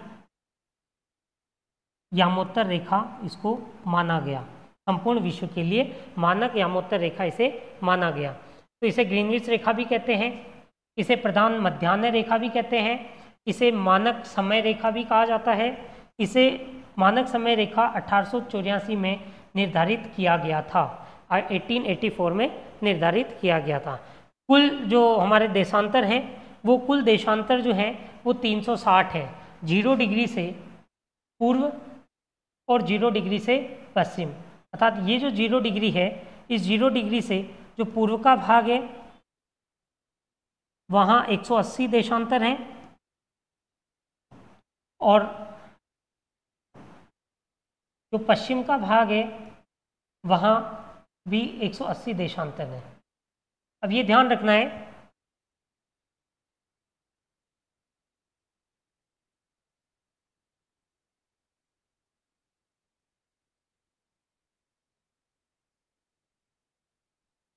ये जो देशांतर रेखा है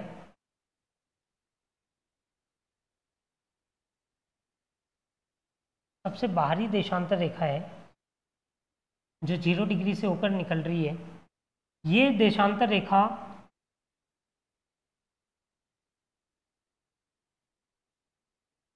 एक 180 डिग्री देशांतर है। तो 180 डिग्री देशांतर पर कभी भी पूर्व और पश्चिम नहीं लिखा जाता। 180 डिग्री देशांतर पर कभी भी पूर्व व पश्चिम शब्द नहीं लिखे जाते हैं। ये ध्यान रखना है, नहीं लिखते हैं, क्योंकि 180 डिग्री जो देशांतर है उसका आधा भाग पूर्व में है और आधा भाग पश्चिम में है। एक ही देशांतर रेखा का आधा भाग कहाँ है? पूर्व में है, आधा भाग पश्चिम में है। इसलिए इस रेखा पर कभी भी पूर्व और पश्चिम नहीं लिखा जाता है। ये बात भी साथियों आपको ध्यान रखनी है। उत्तरी ध्रुव और दक्षिणी ध्रुव पर सभी देशांतर आपस में आकर मिल जाती है, देशांतर रेखाएं आपस में मिलती है। अब हम देखिए भूमध्य रेखा पर दो देशांतर रेखाओं के मध्य की दूरी 111.321 किलोमीटर है। भूमध्य रेखा पर जब हम बात करते हैं इस रूप में तो भूमध्य रेखा पर दूरी अधिक है,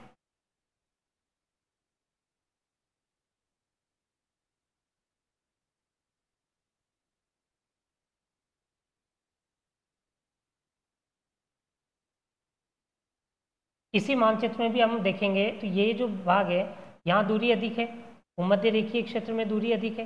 लेकिन जैसे जैसे हम उत्तर में बढ़ते जा रहे हैं दूरी कम होती जा रही है, दो देशांतर के मध्य दूरी कम होती जा रही है। तो भूमध्य रेखा पर दो देशांतर के मध्य दूरी क्या है? 111.321 किलोमीटर है। ध्रुव पर जाते हैं तो ये शून्य हो जाती है, 0 हो जाती है।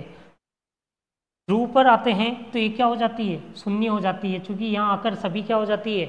मिल जाती है।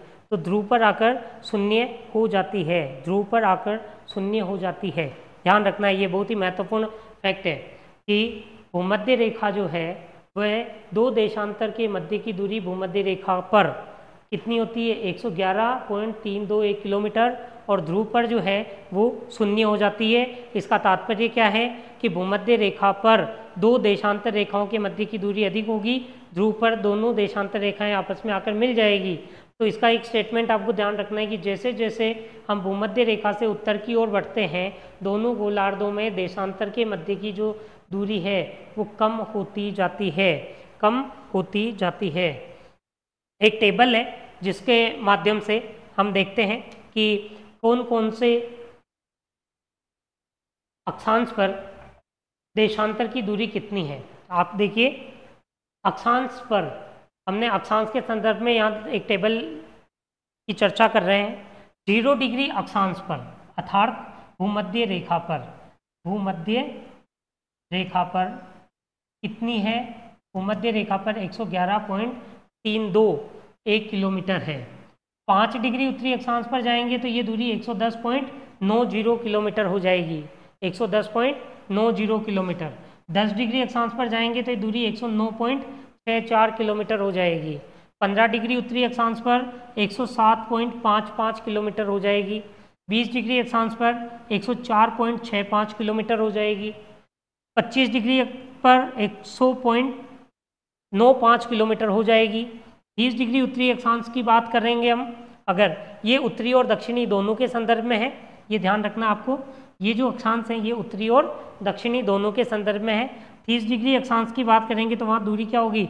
96.49 किलोमीटर होगी। 35 डिग्री अक्षांश की बात करेंगे तो वहाँ 91.29 किलोमीटर हो गई। 40 डिग्री पर बात करेंगे तो 85.40 किलोमीटर। 45 डिग्री पर 78.85 किलोमीटर। 50 डिग्री अक्षांश पर जाएंगे तो 71.70 किलोमीटर।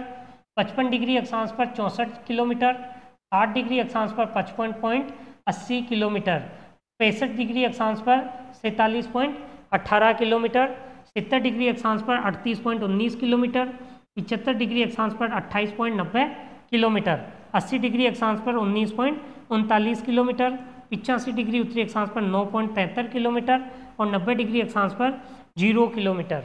0 किलोमीटर ये एक देशांतर की पृथ्वी पर वास्तविक दूरी है अक्षांश के संदर्भ में, कि एक अक्षांश रेखा पर अब जो देशांतर, दो देशांतर रेखाएं हैं उनके मध्य की दूरी क्या है, तो 0 डिग्री पर सर्वाधिक है और भूमध्य रेखा पर वो देशांतर रेखाएं क्या होती है, आपस में आकर मिल जाती है। तो मिलने के कारण अब आपको यहाँ देखना है लगभग जो 60 डिग्री अक्षांश है उस 60 डिग्री अक्षांश पर लगभग दूरी क्या हो जाती है, आधी हो जाती है। 60 डिग्री अक्षांश पर विषुवत रेखा की जो दो देशांतरों के मध्य अंतर है, विषुवत रेखा पर जितना अंतर है दो देशांतर का, अर्थात अगर ये बात करें कि विषुवत रेखा है और इस विषुवत रेखा पर 0 डिग्री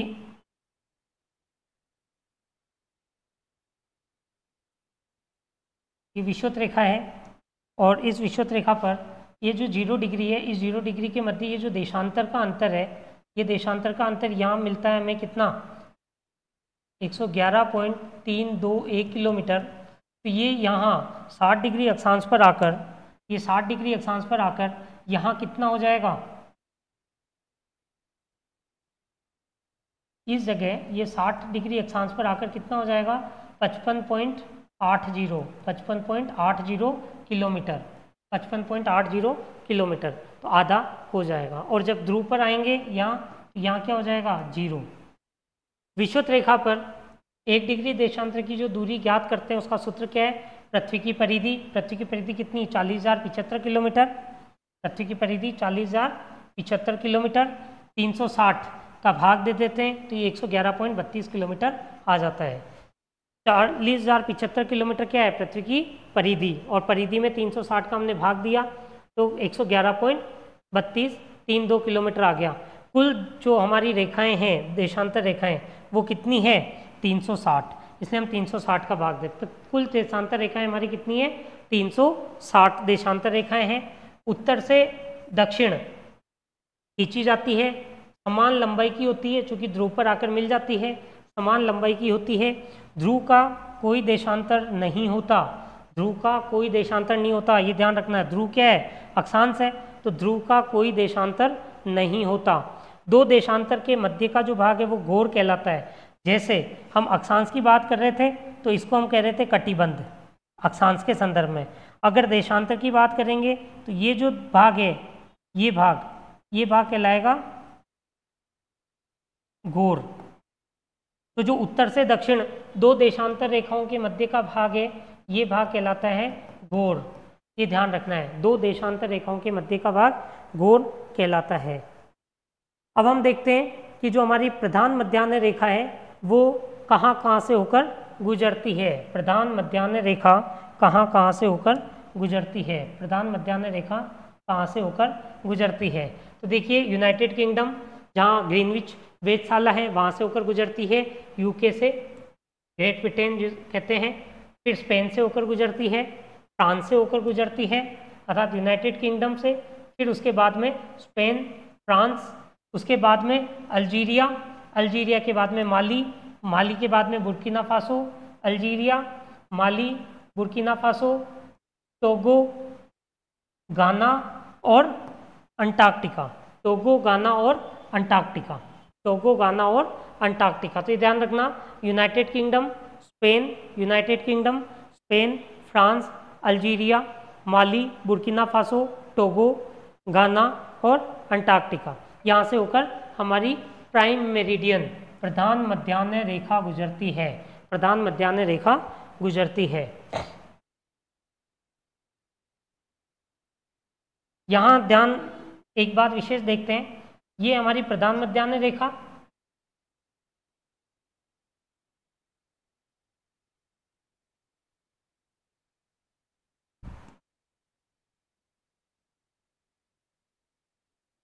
और ये हमारी 0 डिग्री भूमध्य रेखा।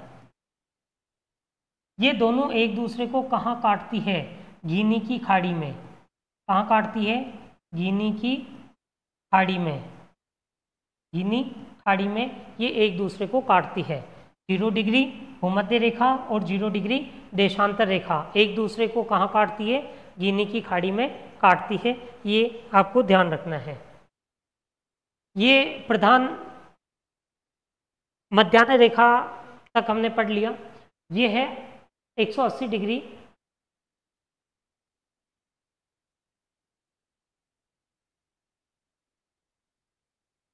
देशांतर रेखा, जिसे मानक क्या कहते हैं? अंतर्राष्ट्रीय तिथि रेखा कहते हैं। इसे क्या कहते हैं? अंतर्राष्ट्रीय तिथि रेखा। इसे इंटरनेशनल डेट लाइन कहा जाता है 180 डिग्री को, 180 डिग्री देशांतर को 180 डिग्री देशांतर को क्या कहा जाता है? अंतर्राष्ट्रीय तिथि रेखा कहा जाता है। अंतर्राष्ट्रीय तिथि रेखा कहा जाता है। ये भी देशांतर है। तो आपको ध्यान रखना है कि 0 डिग्री जो है देशांतर,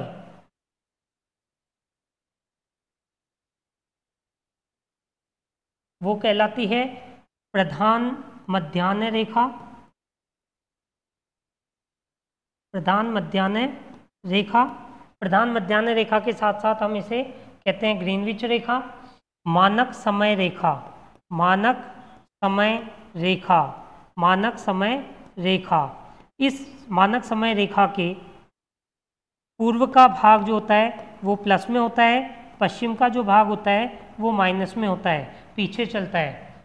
ठीक है। 0 डिग्री देशांतर, प्रधान मध्याह्न रेखा, मानक समय रेखा कहते हैं। उस मानक समय रेखा के पूर्व का जो भाग है, पूर्व का भाग है जिसमें हमारा भारत आ गया, सऊदी अरब आ गया, पाकिस्तान आ गया, बांग्लादेश आ गया, चीन आ गया, रशिया आ गया, ऑस्ट्रेलिया आ गया। तो पूर्व का जो भाग है वहाँ का समय प्लस में रहता है ग्रीनविच रेखा से, जबकि पश्चिम में उत्तरी अमेरिका, दक्षिणी अमेरिका, इस देशों का जो भाग है वो उनका जो समय है वो माइनस में रहता है, पीछे रहता है। अब हम अंतराल और जो 180 डिग्री देशांतर है,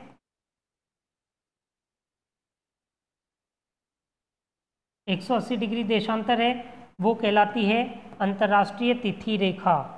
अंतर्राष्ट्रीय तिथि रेखा, तिथि रेखा। इसे 75 डिग्री देशांतर 75 डिग्री अक्षांश रेखा पर इसकी दिशा बदली गई है। 75 डिग्री पर इसकी क्या है? दिशा बदली गई है। क्यों बदली गई है?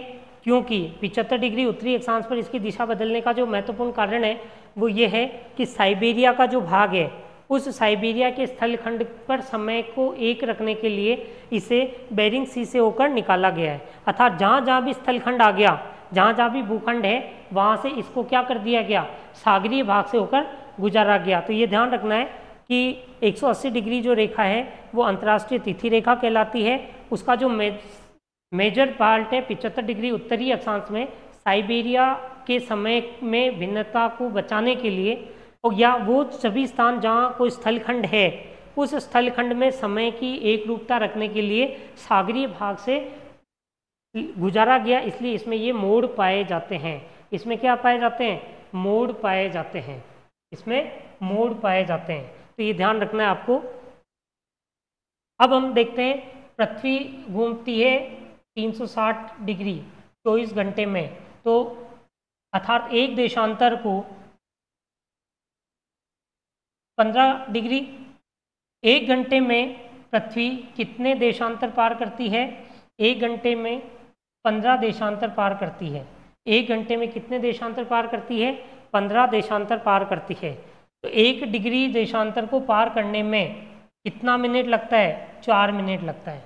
1 डिग्री देशांतर को पार करने में कितना मिनट लगता है? 4 मिनट लगता है। अभी एक उदाहरण से भी हम इसको समझेंगे। तो 1 डिग्री देशांतर को अगर पार करना है तो उसे कितने मिनट लगेगा? 4 मिनट लगेगा।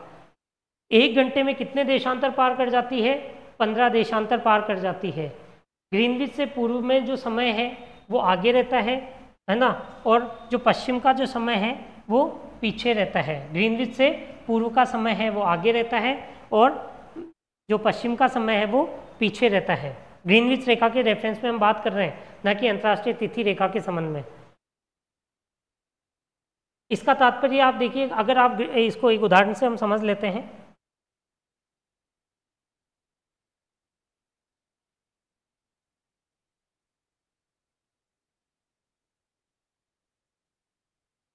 देखिए,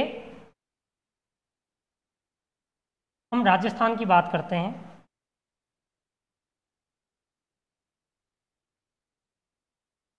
आप सभी को पता है कि राजस्थान का जो अक्षांशीय और देशांतरी के साथ साथ अंतर की जब हम बात करते हैं, तो देशांतर की बात हम यहाँ कर रहे हैं क्योंकि हमें समय के निर्धारण पर बात करनी है। तो जो देशांतर है 69 डिग्री 30 मिनट पूर्व से 78 डिग्री 17 मिनट पूर्व। तो राजस्थान का देशांतरीय विस्तार कितना है? राजस्थान का देशांतरीय विस्तार कितना है? 69 डिग्री 30 मिनट पूर्व से 78 डिग्री 17 मिनट पूर्व। अब इन दोनों देशांतरीय जो अंतर की हम बात करें, तो अगर 78 डिग्री 17 मिनट पूर्व से 69 डिग्री 30 मिनट को हम माइनस कर दें, तो हमारा जो अंतर आता है वो 8 डिग्री 47 मिनट आता है। लगभग 8 डिग्री 47 मिनट, 8 डिग्री 47 मिनट अंतर आता है। अब यहाँ हम कह रहे हैं कि 1 डिग्री देशांतर को पार करने में 4 मिनट का समय लगता है। 1 डिग्री देशांतर को पार करने में 4 मिनट का समय लगता है। क्योंकि 1 डिग्री को 4 मिनट का समय लगता है, तो हमें कितना करना है? 8.47। इसको हम एक उदाहरण से राउंड ऑफ में लिख लेते हैं 9। 9 देशांतर हमें पार करने होंगे, तो क्या होगा? 9 इंटू 4, 9 इंटू 4 कितना हो गया? 36। 9 इंटू 4 36 मिनट। तो राजस्थान के धौलपुर और जैसलमेर अर्थात सिलोन गांव और कोणा गांव, सिलोन गांव धौलपुर से कोणा गांव, सही है। देखिए क्या है? कटरा गांव, ठीक है, ये ध्यान रखना है आपको। कोणा कहाँ है? उत्तर में, गंगानगर। तो अक्षांश के संदर्भ में जब हम बात करेंगे तो क्या आएगा? कोणा से लेकर कहाँ आएगा? बोरकुंड गांव, बांसवाड़ा। तो हमारा जो ये है, यहाँ है कटरा गांव, ये ध्यान रखना है, कटरा गांव सम जैसलमेर, ठीक है। कटरा गांव और इस तरफ हमारा सिलोन धौलपुर, सिलोन धौलपुर राजाखेड़ा तहसील। तो सिलोन से कटरा के मध्य जो समय का अंतर है वो लगभग 36 मिनट है। अगर टेक्निकली हम बात करें 8 डिग्री 47 मिनट के आधार पर, तो 35 मिनट 8 सेकंड, ठीक है। लेकिन हम चूंकि इस राउंड ऑफ में बात कर रहे हैं, तो हम 36 मिनट लगभग समय का अंतर रहता है। तो राजस्थान के पूर्वी भाग से लेकर पश्चिमी भाग में अनुमानित लगभग, मैं यहाँ लगभग लिख रहा हूँ, लगभग समय का जो अंतर है वो कितना है? 36 मिनट का है। अर्थात सिलोन में समय पहले होगा और कटरा में समय बाद में होगा। यदि सूर्योदय के समय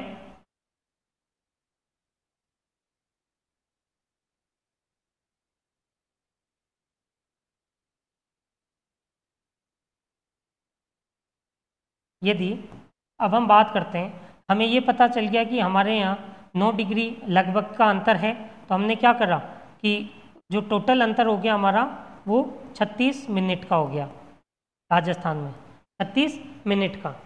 यदि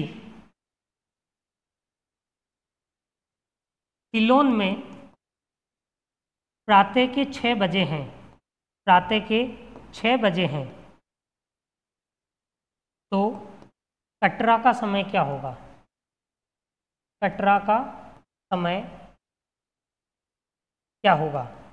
क्या करेंगे? 6 बजे, क्योंकि सिलोन पूर्व में है,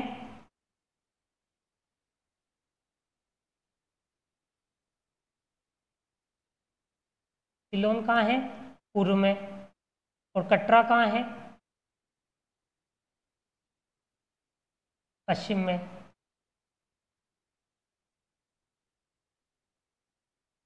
समय में क्या होगा? कमी होगी। ये समय पीछे चलेगा, पश्चिम का समय पीछे चलेगा। तो 6 बज रहे हैं, तो कटरा का समय क्या होना चाहिए? कटरा का समय 6 से हम माइनस कर लेंगे, कितने? 36 मिनट माइनस कर लेंगे, 36 मिनट माइनस कर लेंगे।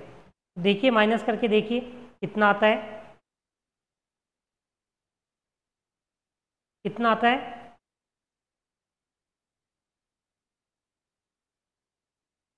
ये आपको निकालना है। इस प्रकार हम समय का निर्धारण करते हैं।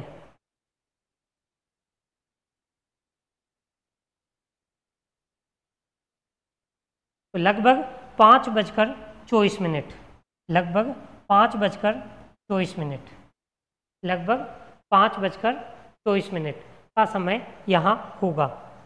अगर ये 6 बजे हैं यहाँ, तो यहाँ क्या समय होगा? 5:24 का समय होगा। लेकिन ये हम स्थानीय समय के संदर्भ में बात कर रहे हैं। अब आपको यह बात समझना है, अगर इस प्रकार से हम सभी स्थानों का अंतर घटाने लगे तो हमारे प्रशासनिक कार्यालयों का जो समय है वो एक समान नहीं रह पाएगा। अगर भारत की बात करें तो भारत में फिर अरुणाचल प्रदेश और गुजरात के समय में बहुत अधिक 2 घंटे से अधिक का समय का अंतराल आ जाएगा।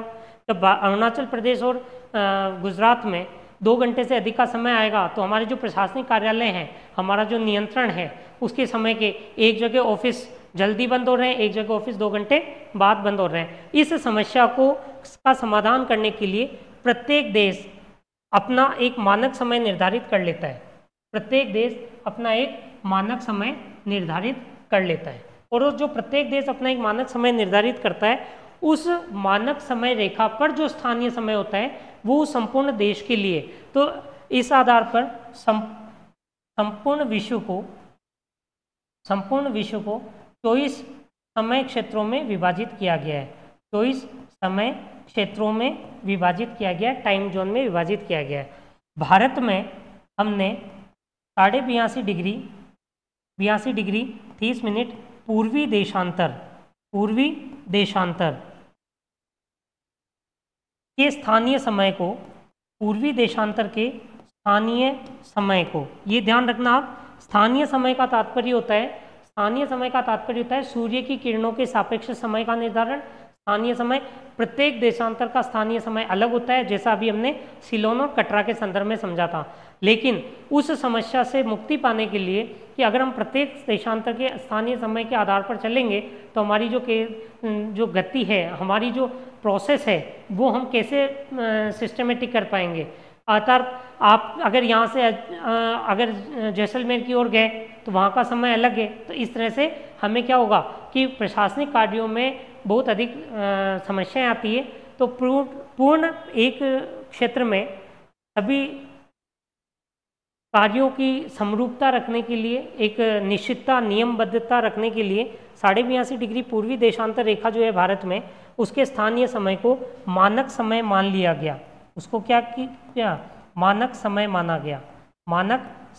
गया, और इसी के आधार पर हमारे पूरे भारत का समय निर्धारित किया जाता है।